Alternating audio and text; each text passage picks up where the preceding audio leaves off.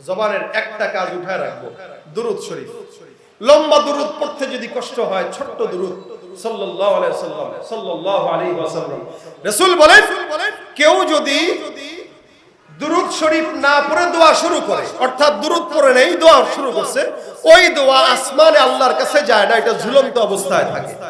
এই কারণে দোয়া করার শুরুতে এবং দোয়ার মাঝখানেও দুরূদ না পড়লে দোয়া কবুল হয় না। এই জন্য এখানে যারা আছে, যখনই সময় হয় সাল্লাল্লাহু আলাইহি ওয়াসাল্লাম কেউ যদি দুরূদের আমল করে, তো আল্লাহ পাক রব্বুল আলামিন তাকে স্বপ্ন যুগে হলেও নবী করিম সাল্লাল্লাহু আলাইহি ওয়াসাল্লামকে দেখা দিয়ে দেন। আমরা দেখতে চাই তো ইনশাআল্লাহ, সবাই চাই ইনশাআল্লাহ। আল্লাহ আমাদেরকে দুরূদের আমলটা বেশি বেশি করার তৌফিক দেন। আমি আমার এই জীবনের ছোট্ট তাজরিবায় বলি, যত বড় বিপদে আমি পড়েছি, আলহামদুলিল্লাহ আলহামদুলিল্লাহ, রাসূল করিম সাল্লাল্লাহু আলাইহি ওয়াসাল্লামের দুরূদের বরকতে আল্লাহ আমাকে অসংখ্য বড় বড় বিপদ আল্লাহ আমার জন্য সহজ করেছে। এটা আমার কোনো কারিশমা না, এটা রাসূলের দুরূদের নামের কারিশমা। এজন্য আপনি যদি পড়েন, আল্লাহ পাক আপনাকেও বিপদ থেকে হেফাজত করবে ইনশাআল্লাহ।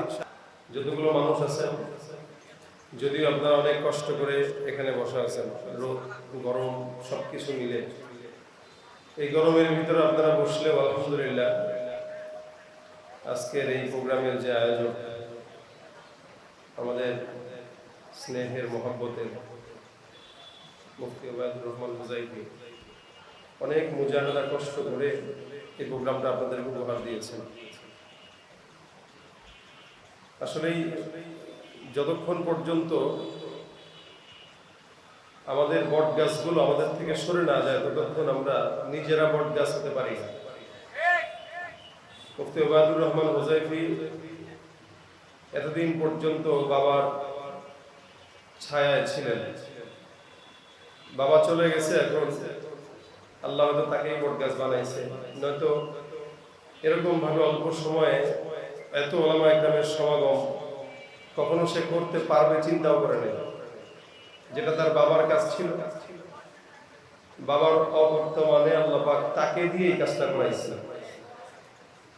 আল্লাহ পাকের চাইতেও যেন অনেক বড় মজবার কাজ, নিয়ামত তার থেকে আদায় করার তৌফিক দান করে বলেন আমিন। সারা দেশে খেদমত করতেছেন আলহামদুলিল্লাহ, এবং ওনার বাবাও আপনাদের এই এলাকার সুনামধন্য একজন বুজুর্গানে দ্বীন ওলামা ইকরাম ছিলেন।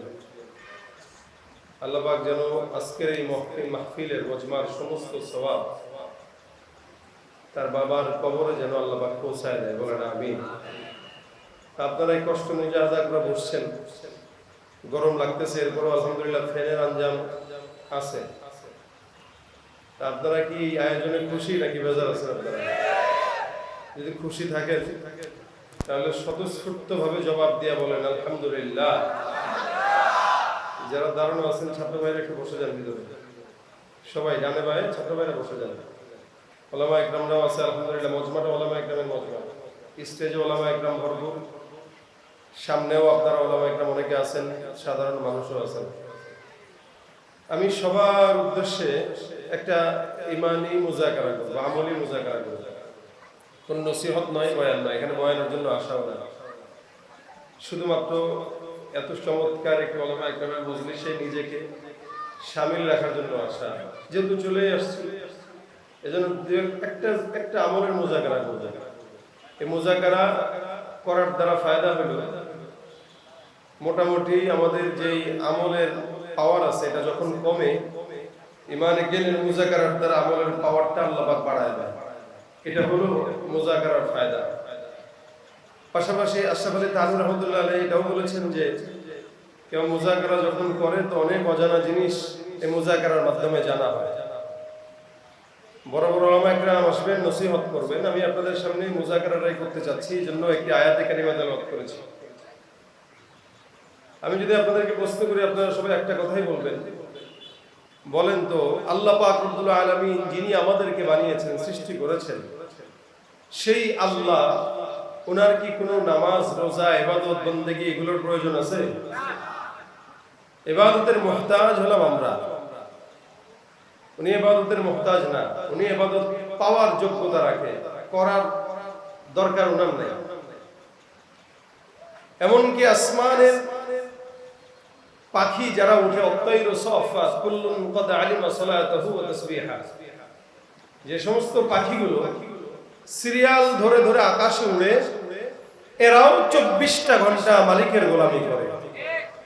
এই যে রাস্তাঘাটে কুকুর দেখেন, কুকুরকে তো আমরা নিকৃষ্ট মনে করে অনেক সময় কুকুরকে গালিগালাজ করি, এমন কি কুকুরের নাম নিয়ে আরেকজনকে গালি দিই। কুকুরের বাচ্চা বলে না, কথা কয় না, বলে কিনা? যদি খুব ভদ্র ভাষায় বলেন, বাংলাতে সারমীয় সন্তান বলতে পারেন, মানে কুকুরের বাচ্চা। আর যদি আরবিতে বলেন তাহলে ভিন্ন কথা, কিন্তু যেটাই বলেন, কুকুর শব্দ দিয়ে যারা গালি দেয়, এই সমস্ত অসংখ্য মুসলমান দেশে আছে যারা আরেকজনকে কুকুরের বাচ্চা বলে গালি দিলেও সে নিজে কুকুরের চাইতেও অধম হয়ে আছে, তার নিজের কোনো খবর নেই। অথচ আল্লাহ পাক এই সমস্ত বান্দাদের বেলায় এভাবে উচ্চারণ করেছেন, উলাইকা কাল আনআমি বাল হুম আদাল উলাইকা হুমুল গাফিলুন। আল্লাহ বলে এরা সব হলো কুকুরের মতো, শুয়োরের মতো, না বরং তার চাইতেও নিকৃষ্ট। কারা? যারা মুসলমান দাবি করার পরেও নিজের ইসলাম, নিজের ঈমান ভিতরে এক বিন্দু রাখতে পারে না। এরা খালি মুখে মুখে বলে আমি ঈমানদার। দেখেন এত সোজা না ঈমানদার হওয়া। এখানে আমিও ঈমানদার নিজেকে দাবি করব, আপনিও দাবি করবেন, ঈমানদার তো দাবি করাই যায়।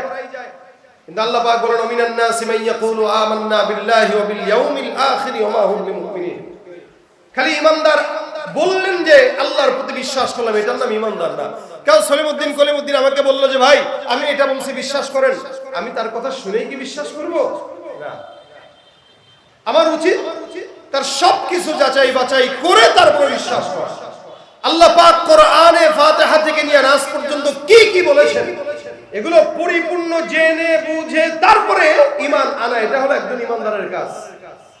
কিন্তু ঈমানদার বলে আমি ঈমানদার হয়ে গেলাম, এরা যখন সুদের হারামের কথা বলে, ঘুষের হারামের কথা বলে, তখন কয় না ভাই সবকিছু মানলে এটা তো মানতে পারবো না, এটা তো খাবোই।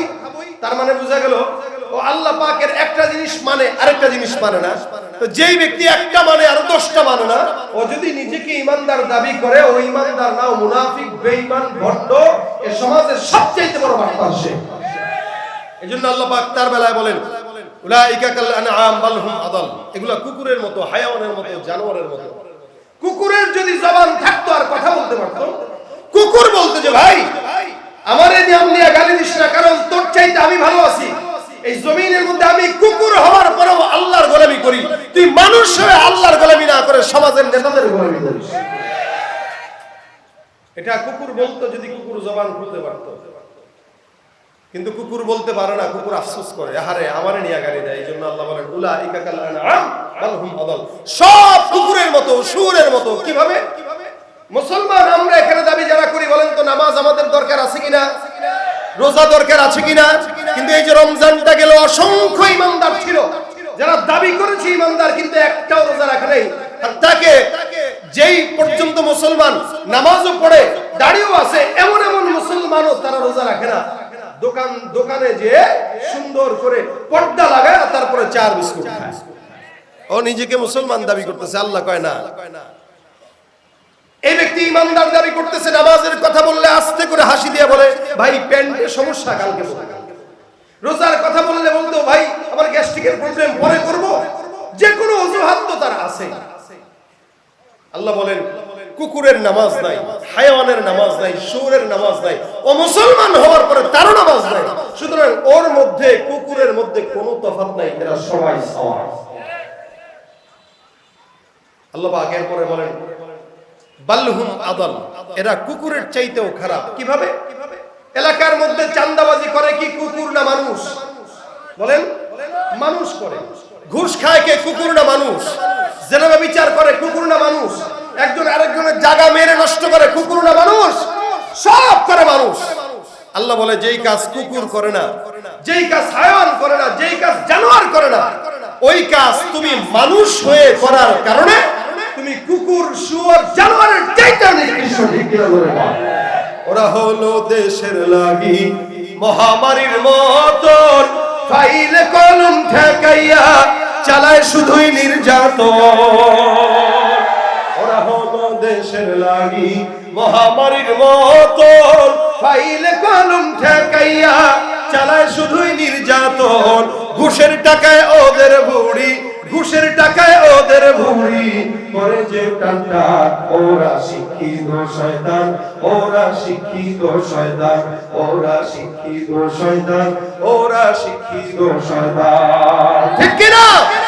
দুর্নীতির ওই আখড়ায় বসে, দুর্নীতির ওই আখড়ায় বসে জাহির করে জ্ঞান, কলম দিয়ে কামায় টাকা করে সর্বভাগ। ওরা শিক্ষিত শয়তান, ওরা শিক্ষিত শয়তান, ওরা শিক্ষিত শয়তান, ওরা শিক্ষিত শয়তান। শিক্ষাঙ্গনের দিকে ভাইরে দেখো না চোখ মেলিয়া, ছাত্ররা সব বই ছাড়িয়া আছে শুধু প্রেম লইয়া। আবার অস্ত্র সেতু সঙ্গের সাথী, অস্ত্র সেতু সঙ্গের সাথী হইতে বাস্তা। ওরা শিক্ষিত শয়তান, কি ওরা শিক্ষিত শয়তান, ওরা শিক্ষিত শয়তান, ওরা শিক্ষিত শয়তান। পীরগিরিয়ার মাজার পূজা চলছে দেশটা জুড়িয়া, শিরকি আর ভণ্ডামিতে দেশটা গেছে ভরিয়া। পীরগিরিয়ার মাজার পূজা চলছে দেশটা জুড়িয়া, শিরকি আর ভণ্ডামিতে দেশটা গেছে ভরিয়া। গাজার কলকি টান মারিয়া, গাজার কলকি টান মারিয়া দেখায় কাজার সাথ। ওরা শিক্ষিত শয়তান, ওরা শিক্ষিত শয়তান, ওরা শিক্ষিত শয়তান, ওরা শিক্ষিত শয়তান। ঠিক কি না? উলাইকা কাল আনআমি বাল হুম আদাল। আল্লাহ বলে সব কুকুরের মতো, হায়ানের মতো, জানোয়ারের মতো, শুয়োরের মতো, বরং তার চাইতেও কি কারা? যারা সমাজে মুসলমান দাবি করে ঈমান আনে না, নামাজ পড়ে না, রোজা রাখে না, যাকাত দেয় না, ইবাদত করে না। ইবাদত করব আমরা, আল্লাহ পাক আমাদের ইবাদত গ্রহণ করবেন। আল্লাহর কোনো ইবাদতের দরকার নাই, কিন্তু হ্যাঁ ছোট্ট একটা ইবাদত আল্লাহ নিজে করে, যেটা আল্লাহ পাক কোরআনে স্পষ্ট বলেছেন। আল্লাহ বলেন ইন্নাল্লাহা ওয়া মালাইকাতাহু ইউসাল্লুনা আলান নবী, নিশ্চয়ই আল্লাহ আর আল্লাহর ফেরেশতা ওই আল্লাহর হাবিব পয়গম্বর মুহাম্মদুর রাসূলুল্লাহ সাল্লাল্লাহু আলাইহি ওয়াসাল্লামের উপরে দুরূদের আমল করে। সুবহানাল্লাহ। কে করে? আল্লাহ আর আল্লাহর ফেরেশতা। এটা আল্লাহ পাক স্পষ্ট কোরআনে বর্ণনা করেন। শুধু তাই না, আল্লাহ পাক বান্দাকে আদেশ দিয়ে দিবেন, ইয়া আইয়ুহাল্লাযীনা আমানু সাল্লু আলাইহি ওয়া সাল্লিমু তাসলিমা। এ মুমিন, তোমরা ওই নবীর উপরে দুরূদের আমল করো। কেন? রাসূল বলেন কেউ যদি জান্নাতে আমার পাশে থাকতে চায়, কেউ যদি জান্নাতে আমার পাশে থাকতে চায়, এই যে পাশের ঘরে, রাসূল সাল্লাল্লাহু আলাইহি ওয়াসাল্লাম বলেন আউলান নাসি বিয়াউমাল কিয়ামা, যেই ব্যক্তি সবচেয়ে আমার নিকটে কিয়ামতের জান্নাতে থাকতে চায়, আকসারুহুম আলাইহি সালাত। কারা থাকবে? যারা দুনিয়ার জমিনে সবচেয়ে বেশি দুরূদের আমল আমি রাসূলের উপরে করব। যে ব্যক্তি রাসূলের উপরে দুরূদের আমল করবে বেশি, আল্লাহর নবী বলেন সে আমার পাশে জান্নাতে একসাথে আমার সাথে থাকবে। সুবহানাল্লাহ। এখানে আমরা অনেক মানুষ আছি, জিকির আজকার করি, অনেক ইবাদত বندگی করি, কিন্তু আমরা জানি না নবী করিম সাল্লাল্লাহু আলাইহি ওয়াসাল্লামের জিকির, রাসূলের নামের দুরূদের বরকত আল্লাহর কাছে সবচেয়ে বেশি দামি। কেন? আল্লাহর হাবিব সাল্লাল্লাহু আলাইহি ওয়াসাল্লাম এই কথাও বলেন, কোন বান্দা যখন আমি রাসূলের রওজার সামনে এসে সালাম দেয়, ইয়া রাসূলুল্লাহ আসসালামু আলাইকা ইয়া রাসূলুল্লাহ আইয়ুহান নবী, এই কথা বলে যখন কেউ সালাম দেয়, নবী বলেন আল্লাহ পাক আমার ভিতরে রূহ দিয়ে দেয়, তো আমি বান্দার সালামের জবাব আমার জবান দিয়ে দিই। এরকম একজন বুজুর্গ আহমদ কবির রিফাই একজন নামে ছিলেন, যে 550 হিজরিতে নবী করিম সাল্লাল্লাহু আলাইহি ওয়াসাল্লাম রওজা গেছেন হজের সফরে। এই হজের সফরে যখন উনি যান, সফরে যাওয়ার পরে রাসূলের রওজায় সালাম পৌঁছানোর জন্য দাঁড়াইছিলেন। দাঁড়ায় রাসূল সাল্লাল্লাহু আলাইহি ওয়াসাল্লামের কোনো না কোনো ভাবে সে বংশ ছিল। রাসূল সাল্লাল্লাহু আলাইহি ওয়াসাল্লামকে ডাক দিয়ে বলতেছেন আসসালামু আলাইকা ইয়া নবী আল্লাহ। তো বারবার সালাম দিতেছে আর বলতেছে ইয়া রাসূল আপনি আমার সালাম গ্রহণ করেন। উনার পাশে হাজারো হাজী সাহেব যারা নবী করিম সাল্লাল্লাহু আলাইহি ওয়াসাল্লামকে সালাম দেওয়ার জন্য দাঁড়ায় আছে, তারা স্পষ্ট শুনতেছে এই বান্দা রাসূলকে যখন সালাম দিয়েছেন, তো নবী করিম সাল্লাল্লাহু আলাইহি ওয়াসাল্লাম তার রওজা থেকে জোরে উচ্চ কণ্ঠে বান্দার সালামের জবাব দিয়েছেন।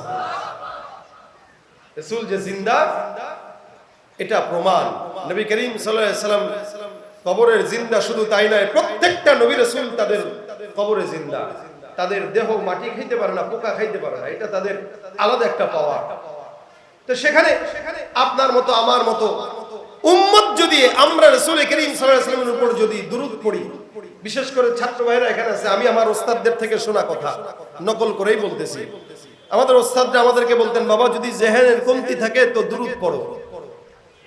ইলমের মাত্র শুরু মজমা আমাদের। ছাত্র ভাইরা এখন আস্তে আস্তে কিতাব শুরু হয়ে গেছে। আজকেও আমি আমার ছাত্রদেরকে সর্বেকার ঘন্টায় বলেছি যে ভাই তোমরা যারা এখানে আছো, অনেকের আমাদের তো এখন জেহেন খুব ইনকিশাফ হয়ে যায়, খালি চতুর্দিকে মুনতাশির, খালি একবার এদিকে একবার এদিকে একবার এদিকে, আমাদের জেহেনের ভিতরে ইলম ঢুকে কম। আর ইলম এমন একটা কৃপণ, আল ইলমু লা ইউতিকা বাদাহু হাত্তা তুতিয়াহু কুল্লাক, এটা এমন কৃপণ, যতক্ষণ তাকে পরিপূর্ণ না দিবে ততক্ষণ আপনাকে সে একটু দিবে না। আপনি তাকে পরিপূর্ণ দিবেন, ইলম আপনাকে অল্প একটু দিবে। ইলমের কাজ হলো কৃপণতা।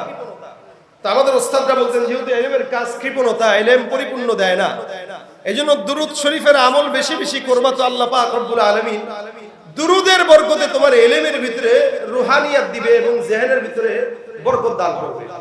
যত ছাত্র ভাইরা এখানে আছি, পাশাপাশি অন্য যারাও আছেন, আপনারা হাতের কাজ আছে, পায়ের কাজ আছে, জবানের কাজ থাকে না।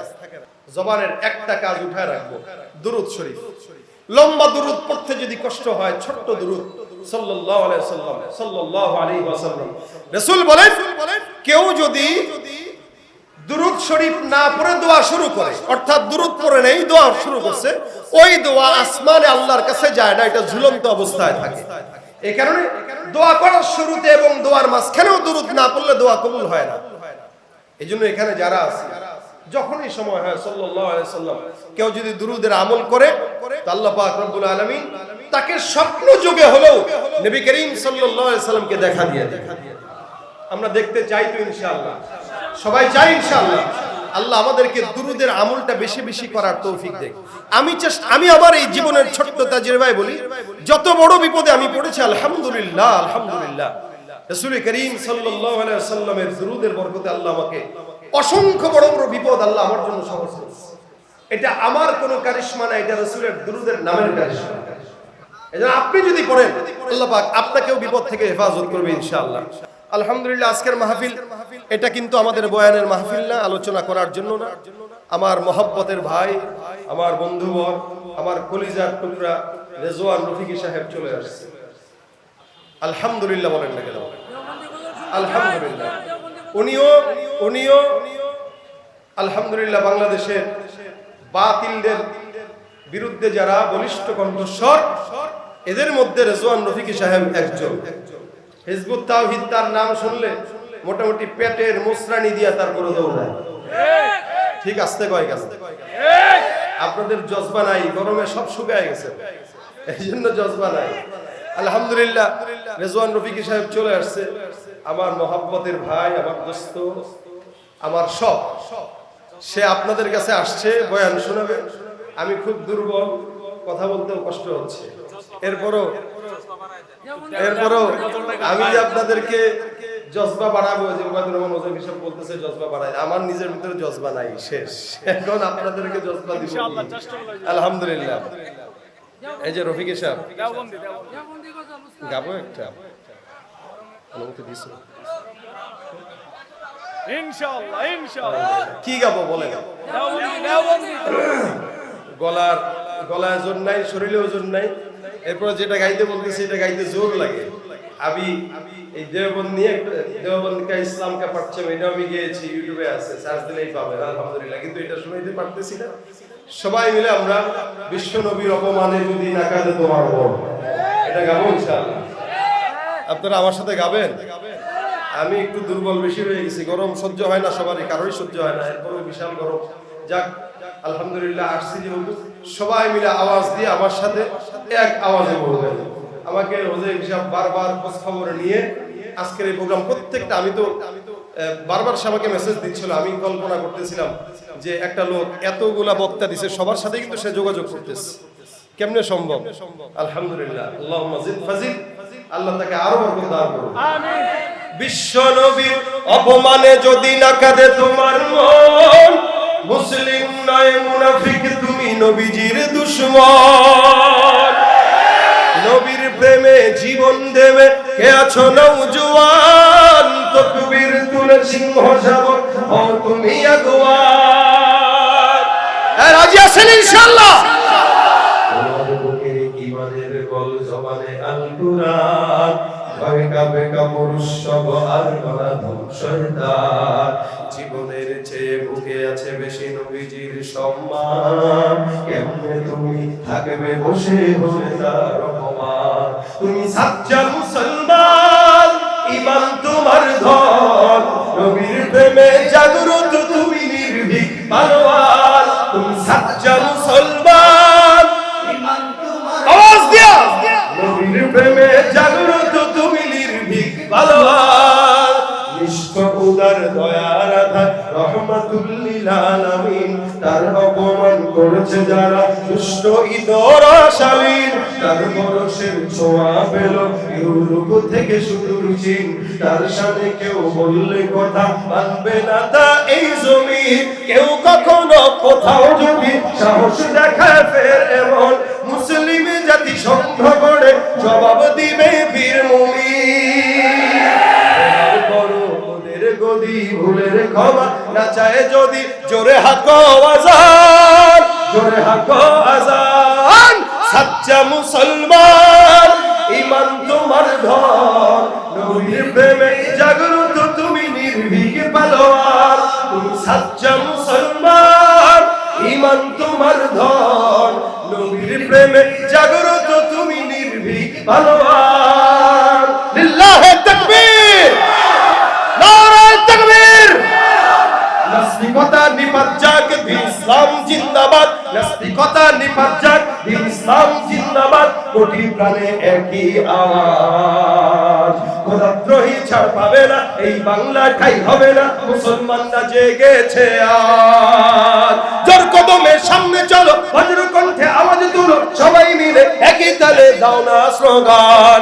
নারায়ে তাকবীর, আল্লাহু আকবার, নারায়ে তাকবীর, আল্লাহু আকবার। দিন ইসলাম, দিন ইসলাম জিন্দাবাদ, জিন্দাবাদ। ইসলামেরই জন্য দেশের হয়েছে জন্ম, ইসলামের বিরুদ্ধে গেলে দেশ হবে ভিন্ন। ইসলামেরই জন্য দেশের হয়েছে জন্ম, ইসলামের বিরুদ্ধে গেলে দেশ হবে ভিন্ন। ইসলামের বিরুদ্ধে যারা নিয়েছ অবস্থান, এই বাংলাটাই হবে না, যাও ভিন্ন স্থান।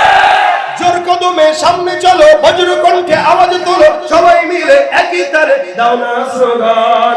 নারায়ে তাকবীর, আল্লাহু আকবার, নারায়ে তাকবীর, আল্লাহু আকবার। দিন ইসলাম, দিন ইসলাম জিন্দাবাদ, জিন্দাবাদ।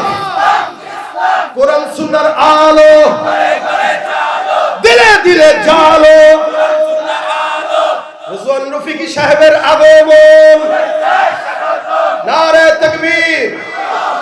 আল্লাহ আজকের ওয়াজবা কবুল করুক, সকলে বলে আমিন। ওয়া মা তাওফীক ইল্লা বিল্লাহ। আসসালামু আলাইকুম।